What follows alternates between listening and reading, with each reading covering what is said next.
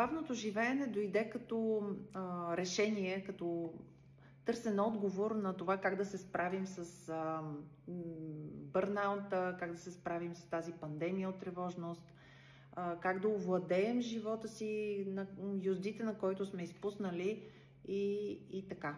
Затова идва, според мен, поне, бавното живеене е отговора. А пък всеки намира в тази философия своето. Какво е за него бавното живеене? Тази пауза, кога точно да я сложи?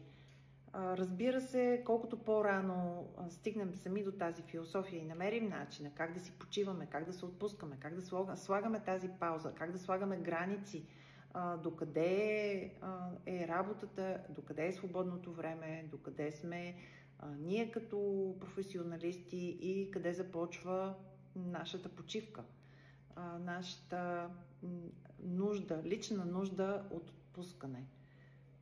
И така, според мен, всъщност това е философията, която дойде като отговор, като решение на тази пандемия от тревога, която в момента е обхванала масово съвременния човек.